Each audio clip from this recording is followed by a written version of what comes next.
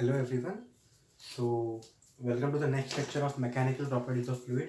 और ये हमारा आज का लास्ट लेक्चर होगा किस टॉपिक पे, mechanical properties of fluid.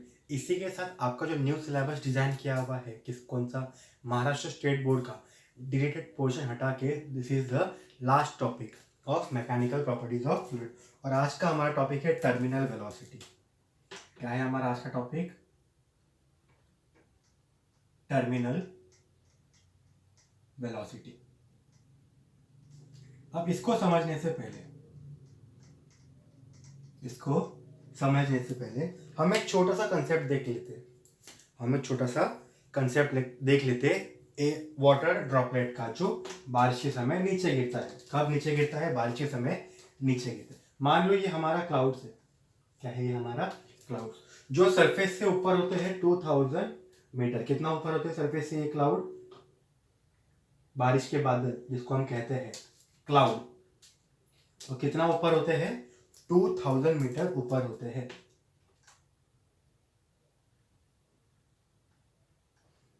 2000 metre ऊपर होते हैं, राइट। अभी तक बारिश स्टार्ट हुआ नहीं है। तो इनिशियली क्लाउड में जो वाटर ड्रॉपलेट्स है उनकी इनिशियल वेलोसिटी कितनी है? जीरो। हाँ या नहीं? उनकी इनिशियल वेलोसिटी है 0। अभी तक क्लाउड से वाटर ड्रॉपलेट्स नीचे गिरना स्टार्ट हुआ नहीं है, तो उनकी इनिशियल वेलोसिटी कितनी हो गई? 0। जैसे ही वाटर ड्रॉपलेट नीचे आना स्टार्ट हो जाएंगे, जैसे ही रेन स्टार्ट हो जाएगा, मुझे पता करना है कि वाटर ड्रॉपलेट जब सरफेस से हिट करेगा उसकी वेलोसिटी क्या होगी। तो हमारे पास न्यूटन लॉ ऑफ मोशन से हम इजीली क्या कर सकते हैं? फाइंड कर सकते हैं। यहां से हमें दिख रहा है the displacement of water droplet कितना है? 200 मीटर। इनिशियल वेलोसिटी है 0। इनिशियल वेलोसिटी कितनी है? 0। और ये जो हो रहा है ये the under the action of acceleration due to gravity हो रहा है। ये जो एक्शन हो रहा है कि वाटर ड्रॉपलेट नीचे आ रहा है वो किसकी वजह से हो रहा है? Due to the acceleration due to gravity. इसलिए यहाँ पर हम लोग एक्सेलरेशन ड्यू टू ग्रेविटी क्या ले लेंगे? J is equal to 10 metre per second square. तो अब मुझे बताओ यहाँ पर जब वाटर ड्रॉपलेट सरफेस पे हिट होगा तो उसका वेलोसिटी क्या होना चाहिए? हमें पता है v square is equal to u square plus 2as बराबर। एक जगह क्या ले लेंगे हम लोग? g। क्यों g ले लेंगे? Because the water droplet is falling under the acceleration due to gravity. ठीक है, उसको पानी की नीचे किसकी वजह से आ रहा है? Due to acceleration due to gravity की वजह से। हमें v चाहिए, पता नहीं है। इनिशियल वेलोसिटी कितना है? 0। यहाँ पर 2 लिख दिया। g कितना लिया है मैंने? 9.8 होता है पर हम लोग 10 अज्यूम कर रहे हैं। s कितना है हमारा? Displacement 2000 metre. तो ये कितना बन जाएगा? 4000। तो v कितना बन गया? 200 मीटर पर सेकेंड। मतलब थेरोटिकली अगर कोई वाटर ड्रॉपलेट क्लाउड से नीचे आ रहा है तो उसकी ग्राउंड पे टच होने के बाद स्पीड कितनी होनी चाहिए? 200 मीटर पर सेकेंड। पर आपको लगता है अगर कोई वाटर ड्रॉपलेट आपके सर पे 200 मीटर पर सेकेंड से गिरे तो कितना डेडली हो सकता है? हम देखते हैं छोटा सा बुलेट जो होता है, बुलेट तो छोटा ही है पर उसकी वेलोसिटी बहुत ज़्यादा होती है, इसलिए वो ज़्यादा हार्म करती है।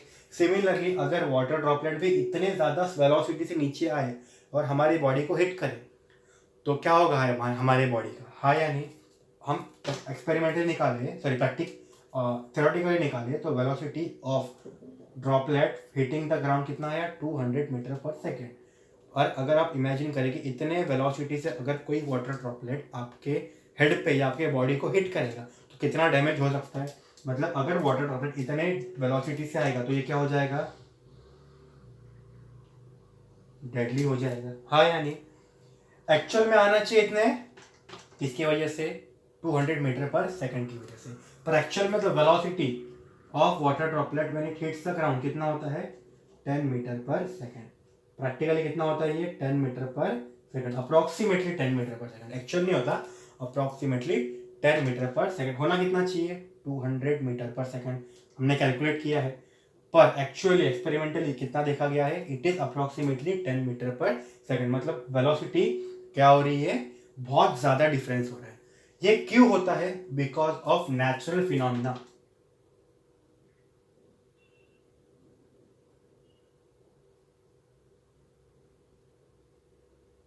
Because of natural phenomena. Simple सी बात है। अब जब क्लाउड से रेन वाटर ड्रॉपलेट नीचे आ रहा है, वो किस मीडियम से क्या कर रहा है, ट्रैवल कर रहा है, एयर मीडियम से। वो किस मीडियम से ट्रैवल कर रहा है, एयर मीडियम से। अभी हमने क्या किया था, देखा था किसमें, स्टोक्स लॉ में, कि कोई भी ऑब्जेक्ट अगर मूव कर रहा है किसी भी मीडियम से, तो उस मोशन के अपोजिट क्या लगता है, एक ड्रैग फोर्स लगता है। उस मोशन के अपोजिट क्या लगता है, एक ड्रैग फोर्स लगता है। मतलब अगर ये वाटर ड्रॉपलेट नीचे आ रहा है, अगर एक वाटर ड्रॉपलेट क्या आ रहा है, नीचे आ रहा है, तो ये क्या हो रहा है, यहाँ पर उसके ऊपर क्या लग रहा है, ड्रैग फोर्स लग रहा है ऊपर की तरफ। उसके ऊपर क्या लग रहा है, ड्रैग फोर्स लग रहा है ऊपर की तरफ। अब इनिशियली देखो वेलोसिटी कितनी थी, जीरो थी। इनिशियली वेलोसिटी कितनी थी, जीरो थी। अब धीरे जैसे जैसे वाटर ड्रॉपलेट नीचे आ रहा है, वेलोसिटी बढ़ रही है। वेलोसिटी क्या हो रही है, चेंज हो रही है। पहले वेलोसिटी कितनी थी, वाटर ड्रॉपलेट की जीरो थी। जैसे जैसे वो नीचे आ रहा है, जैसे जैसे वो क्या आ रहा है, नीचे आ रहा है, वेलोसिटी क्या हो रही है, चेंज हो रही है। Velocity is changing, right. तो अगर मैं बोलूं, अगर वेलोसिटी चेंज हो रहा है, तो ड्रैग फोर्स भी चेंज होगा। क्योंकि हमने देखा था ड्रैग फोर्स का फॉर्मूला क्या था, F of D is equal to 6 pi eta into R into V. मतलब अगर वेलोसिटी चेंज हो रहा है तो क्या होगा, ड्रैग फोर्स भी चेंज होगा। मतलब हर पॉइंट पे जैसे जैसे वाटर ड्रॉपलेट नीचे आता जाएगा, ड्रैग फोर्स क्या होते जाएगा, बढ़ते जाएगा।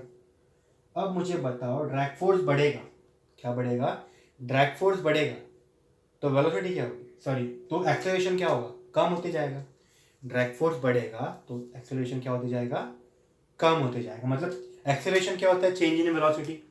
एक्सेलरेशन क्या होता है, चेंज इन वेलोसिटी। अगर हम ग्राफिकली देखें, if we see this concept graphically, तो कुछ ऐसा होता है, यहाँ पर हमने क्या ले लिया, यहाँ पर हमने टाइम ले लिया, और यहाँ पर मैंने एक्सेलरेशन लिया और वेलोसिटी लिया। इनिशियली वेलोसिटी कितना था, जीरो था। और एक्सेलरेशन था मैक्सिमम ऊपर। एक्सेलरेशन कितना था, मैक्सिमम। जैसे ही वाटर ड्रॉपलेट नीचे आना चालू हुआ, वेलोसिटी बढ़ती गई। वेलोसिटी क्या होती गई, बढ़ती गई। वेलोसिटी बढ़ने की वजह से ड्रैग फोर्स भी बढ़ेगा। ड्रैग फोर्स बढ़ने की वजह से एक्सेलरेशन क्या होता है, कम होता है। वेलोसिटी बढ़ने की वजह से ड्रैग फोर्स बढ़ा, और ड्रैग फोर्स बढ़ने की वजह से एक्सेलरेशन क्या होता है, कम होता है। क्यों कम होता है, क्योंकि एक्सेलरेशन ड्यू टू ग्रेविटी तो नीचे लग रहा है ना। एक्सेलरेशन ड्यू टू ग्रेविटी कहाँ लग रहा है, नीचे। फोर्स कहाँ लग रहा है, ड्रैग फोर्स कहाँ लग रहा है, ऊपर लग रहा है। ठीक है, एक्सेलरेशन ड्यू टू ग्रेविटी कहाँ लग रहा है, नीचे की तरफ। फोर्स कहाँ लग रहा है, ऊपर की तरफ। ठीक है, तो एक्सेलरेशन जो है वो कहाँ लग रहा है, उसका डायरेक्शन कहाँ है, नीचे की तरफ, और फोर्स का डायरेक्शन क्या है, ऊपर की तरफ। तो यहाँ पर हमें क्लियर है, इफ वेलोसिटी इंक्रीजेस, जीरो से कुछ तो बढ़ेगी तभी तो मूव होगा वो नीचे। If velocity increases, drag force increases. As drag force increases, acceleration decreases. क्यों डिक्रीज हो रहा है, क्योंकि acceleration due to gravity, acceleration का डायरेक्शन कहाँ है, नीचे की तरफ है, और ड्रैग फोर्स का ऊपर की तरफ। ठीक है, ड्रॉपलेट थोड़ा और नीचे आया, वेलोसिटी थोड़ी और बढ़ी, और ड्रैग फोर्स इससे थोड़ा और बढ़ा, और क्या हो गया, यहाँ पर एक्सेलरेशन थोड़ा और कम हो गया। सिमिलरली और आगे वेलोसिटी थोड़ी और बढ़ी, ड्रैग फोर्स थोड़ा और बढ़ा, एक्सेलरेशन थोड़ा और कम हो गया। बराबर। ऐसा करते करते वेलोसिटी धीरे धीरे बढ़ रहा है, और ये क्या हो रहा है, एक्सेलरेशन धीरे धीरे कम हो रहा है। एक पॉइंट आ जाएगा कि वो जो एक्सेलरेशन है वो अप्रोक्सीमेटली इक्वल टू जीरो हो जाएगा। वेलोसिटी बढ़ेगा, ड्रैग फोर्स बढ़ेगा, ड्रैग फोर्स बढ़ा तो एक्सेलरेशन कम होगा। तो यहाँ पर हम लोग देख रहे हैं वेलोसिटी धीरे धीरे बढ़ रहा है। वेलोसिटी धीरे धीरे बढ़ने की वजह से क्या हो रहा है, एक्सेलरेशन धीरे धीरे कम हो रहा है। क्यों कम हो रहा है, because the direction of drag force and direction of acceleration is in opposite direction. एक पॉइंट आ गया, तो एक्सेलरेशन क्या हो गया, जीरो हो गया। एक्सेलरेशन क्या हो गया, ऑलमोस्ट जीरो हो गया। जब एक्सेलरेशन जीरो हो जाता है, एक्सेलरेशन जीरो हो जाता है, तो वेलोसिटी क्या होती है, कांस्टेंट। बिकॉज एक्सेलरेशन का फॉर्मूला क्या है, चेंज इन वेलोसिटी। एक्सेलरेशन का फॉर्मूला क्या है, चेंज इन वेलोसिटी मतलब v2 माइनस v1। अगर एक्सेलरेशन 0 हो गया तो v1 is equal to v2 बन जाएगा ना। मतलब ऐसे पॉइंट पे जब क्या हो रहा है, जैसे जैसे ड्रॉपलेट नीचे आ रहा है उसकी वेलोसिटी बढ़ रही है, उसकी वेलोसिटी बढ़ रही है, वेलोसिटी बढ़ रही है तो ड्रैग फोर्स बढ़ रहा है, ड्रैग फोर्स क्या हो रहा है, बढ़ रहा है, ड्रैग फोर्स बढ़ रहा है तो एक्सेलरेशन क्या हो रहा है, धीरे धीरे करके कम हो रहा है। एक पॉइंट आ जाएगा, मान लो एक पॉइंट आ गया यहाँ पर, एक पॉइंट आ गया यहाँ पर, वाटर ड्रॉपलेट यहाँ पहुंच गया। इस टाइम पे क्या हो गया, जो एक्सेलरेशन है वो अपना 0 हो गया और यहां से नीचे आने तक वेलोसिटी क्या है, कांस्टेंट हो गई।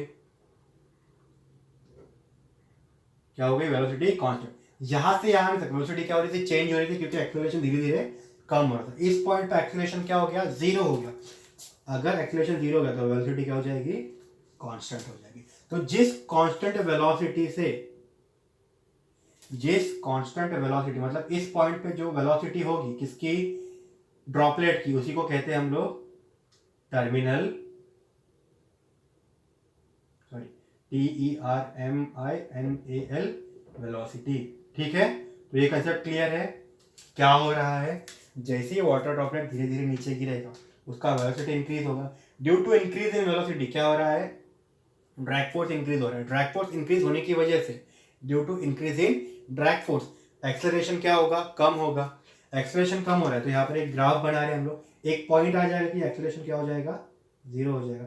उस पॉइंट पे जो वेलोसिटी होगा, जिस पॉइंट पे एक्सेलरेशन हमारा 0 हो रहा है, जिस पॉइंट पे हमारा एक्सेलरेशन क्या हो रहा है, 0 हो रहा है, उस पॉइंट की वेलोसिटी को हम क्या कहेंगे, टर्मिनल वेलोसिटी। ठीक है, अब ऑब्जेक्ट क्या करेगा, टर्मिनल वेलोसिटी से मूव करेगा। मतलब यहाँ पर आके वेलोसिटी का जो वेलोसिटी बढ़ने का प्रोसेस था वो क्या हो जाएगा, बंद हो जाएगा। क्योंकि हमने देखा जैसे हम लोग नीचे आ रहे हैं वेलोसिटी बढ़ रही है, फिर एक पॉइंट आएगा कि वेलोसिटी क्या हो जाएगी, कांस्टेंट हो जाएगी। इसी की वजह से वेलोसिटी और ज़्यादा नहीं बढ़ेगी और हमें जो डेडली इफेक्ट मिल रहा था 200 मीटर पर सेकेंड का, वो नहीं मिलेगा। तो ये एक नेचुरल फिनोमिना है। जैसे जैसे वाटर ड्रॉपलेट नीचे आएगा या कोई भी ऑब्जेक्ट ऊपर से नीचे आ रहा है तो उस पर क्या लग रहा है, ड्रैग फोर्स लग रहा है। Because of this drag force क्या हो रहा है, एक्सेलरेशन एक पॉइंट पे आके 0 हो रहा है। उस पॉइंट, जिस पॉइंट पर एक्सेलरेशन 0 हो जाता है, उस पॉइंट से क्या मिल जाता है, हमें एक कांस्टेंट वेलोसिटी मिल जाता है। मतलब उस पॉइंट के बाद velocity of the object will not change and that velocity is said to be terminal velocity. तो ये सब कंसेप्ट सबको क्लियर है कि टर्मिनल वेलोसिटी होता क्या है। अब देखते हैं टर्मिनल वेलोसिटी का फॉर्मूला क्या होना चाहिए। अब अज्यूम करते हैं हम लोग टर्मिनल वेलोसिटी का फॉर्मूला क्या होना चाहिए। तो टर्मिनल वेलोसिटी कंसेप्ट क्लियर है सबको। अब बढ़ते हैं हम लोग फॉर्मूला ऑफ टर्मिनल वेलोसिटी। जो स्टोक्स ने एक्सपेरिमेंट लिया था वही यहाँ पर लिया गया है। स्टोक्स ने जो एक्सपेरिमेंट लिया था वही एक्सपेरिमेंट यहाँ पर लिया गया। क्या किया था उन्होंने, हमने पहले यहाँ पर क्या फील किया था, एक वाटर,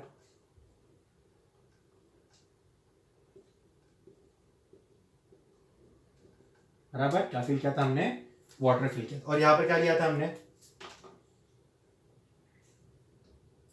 एक स्पीयर। क्या लिया था हमने, एक स्पीयर। अब इनिशियली स्पीयर को छोड़ा नहीं है हमने, इनिशियली हमने स्पीयर को छोड़ा नहीं है, सिर्फ यहाँ पर पकड़ के रखा है। या ऐसा पॉइंट एज्यूम क्योंकि जस्ट छोड़ा है, हमने स्पीयर को जस्ट छोड़ा है, नीचे मोशन स्टार्ट नहीं हो, हमने क्या किया, स्पीयर को छोड़ दिया और वो पानी के कांटेक्ट में आया। हमने क्या किया, स्पीयर को छोड़ दिया और वो पानी के कांटेक्ट में आया। तो ये हो गया उसका फर्स्ट कंडीशन, मतलब फर्स्ट प्लेस जिसका हम एनालिसिस करने वाले। कौन सा स्टेट है वो, फर्स्ट स्टेट, कि हमने स्पीयर को छोड़ दिया और वो पानी के कांटेक्ट में है। हमने देखा, हम कभी भी पानी में पत्थर मारते तो पानी ऊपर आता है, पानी में पत्थर मारते हैं तो पानी क्या आता है, ऊपर आता है। कितना पानी ऊपर आता है, जितना वेट क्या रहता है उस ऑब्जेक्ट का रहता है, उस पत्थर का जितना वेट रहेगा उतना ही पानी क्या आएगा, ऊपर आएगा। तो ये पहला स्टेट क्या है मेरा, द स्टेट एट विच हमने ऑब्जेक्ट को छोड़ दिया और वो पानी के कांटेक्ट में आया, बराबर। तो ऐसे टाइम पे इस ऑब्जेक्ट पे कितने फोर्सेस लगेंगे वो देखते हैं। इस टाइम पे ऑब्जेक्ट पे लगेंगे 2 फोर्सेस। कितने फोर्सेस लगेंगे, 2 फोर्सेस। सबसे पहला weight of this object mg, सबसे पहला weight of this object mg, और दूसरा फोर्स रहेगा बयान्ड फोर्स Fb। बयान्ड फोर्स हमने आर्किमिडीज प्रिंसिपल में पढ़ा था या बायोंसी में पढ़ा था। बॉयॉन्ट फोर्स क्या होता है, हमने क्या बात की अभी थोड़ी देर पहले, जितने मास का या जितने वेट का पत्थर हम पानी में डालेंगे, जितने वेट का पत्थर हम कहाँ डालेंगे, पानी में डालेंगे, उतना ही पानी कहाँ है, उतने ही वेट का पानी ऊपर आएगा, उतने ही वेट का पानी ऊपर आएगा। अगर मैंने 5 किलो पत्थर डाला पानी में तो पानी ऊपर कितना आएगा, 5 किलो आएगा। कितना आएगा, 5 किलो आएगा। और जो 5 किलो बोला हमने पानी आया, वही होता है अपना बॉयॉन्ट फोर्स, ऊपर की तरफ, क्योंकि पानी का डायरेक्शन कहाँ है, ऊपर की तरफ। मान लो हमने ये जो पत्थर का एक्सपेरिमेंट बोला, हमने क्या फेंका, स्पीयर फेंका। स्पीयर कहाँ जा रहा है, नीचे की तरफ, मतलब 5 किलो नीचे आया है, और पानी कितना उठा, ऊपर की तरफ, तो बॉयॉन्ट फोर्स क्या आया, ऊपर की तरफ। तो जो पानी उठता है सेम वॉल्यूम का, जितना वॉल्यूम पत्थर का होगा या स्पीयर का होगा, जितना वॉल्यूम पत्थर का या स्पीयर का होगा, उतना ही वॉल्यूम का पानी जो है वो, या मास का पानी कहाँ होगा, ऊपर उठेगा। उसी के ऊपर फोर्स क्या बोलेंगे अपन, बॉयॉन्ट फोर्स बोलेंगे। क्या बोलेंगे, बॉयॉन्ट फोर्स। तो इस पॉइंट पे कौन से फोर्सेस लग रहे हैं, एक लग रहा है वेट mg, और एक होता है बॉयॉन्ट फोर्स Fb। ठीक है, अब हम पढ़ेंगे, ये तो मेरा फर्स्ट स्टेट हो गया। अब धीरे धीरे करके क्या हो रहा है, धीरे धीरे करके ये जो ऑब्जेक्ट है वो नीचे आ रहा है। मान लो आफ्टर सम टाइम ये हो गया उसका कंडीशन, ये मेरा सेकंड स्टेट है। अब देखा था हमने कि जब ऑब्जेक्ट नीचे जाता है तो उसका वेट तो लग रहा है mg, इसके ऊपर एक फोर्स लग रहा है बॉयॉन्ट फोर्स Fb, बराबर।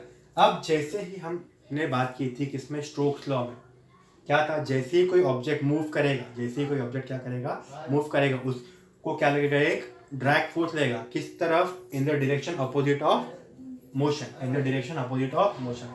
मतलब अगर हमारा ऑब्जेक्ट नीचे की तरफ जा रहा है तो ऑब्जेक्ट का, तो ड्रैग फोर्स का डायरेक्शन क्या रहेगा, ऊपर की तरफ। लिख दिया मैंने Fd, लिख दिया मैंने यहाँ पर Fd। तो सेकंड स्टेट में मुझे क्या क्या कंडीशन मिली, स्पीयर के ऊपर कौन से फोर्सेस लग रहे हैं, वेट mg जो नीचे की तरफ जा रहा है, बॉयॉन्ट फोर्स Fb और drag force Fd।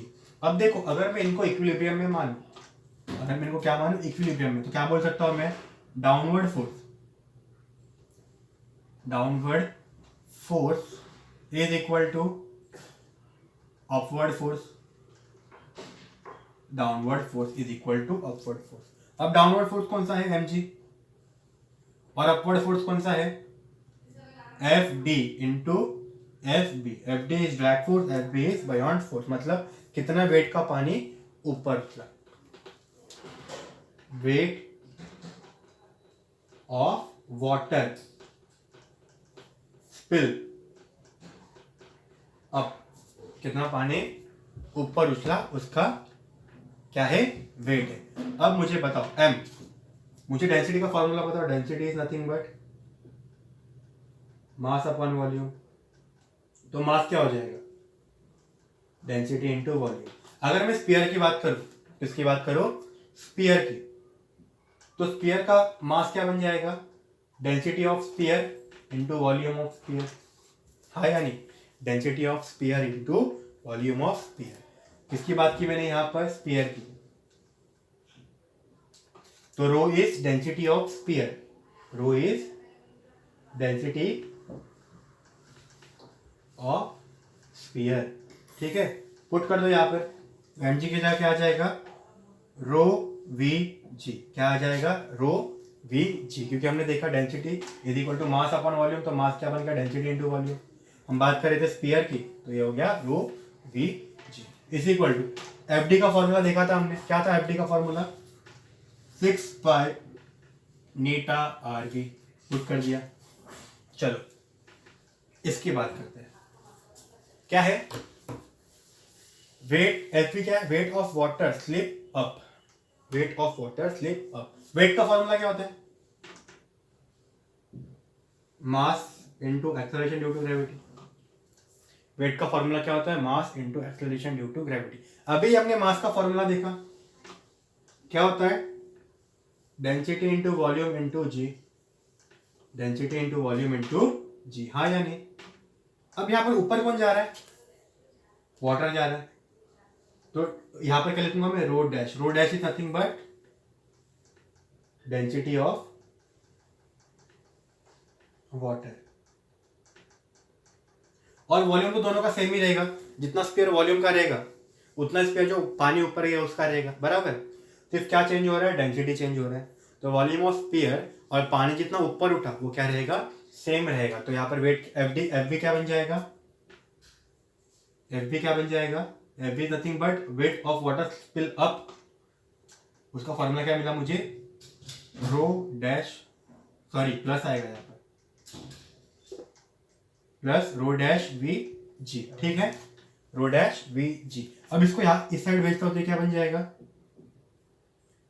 Row V g minus rho dash V g is equal to 6 pi eta r V, 6 pi eta r V. Rho को कांस्टेंट निकाल लो, सॉरी वी जी को कांस्टेंट निकाल लो, बचा क्या, rho minus rho dash is equal to 6 pi eta r we.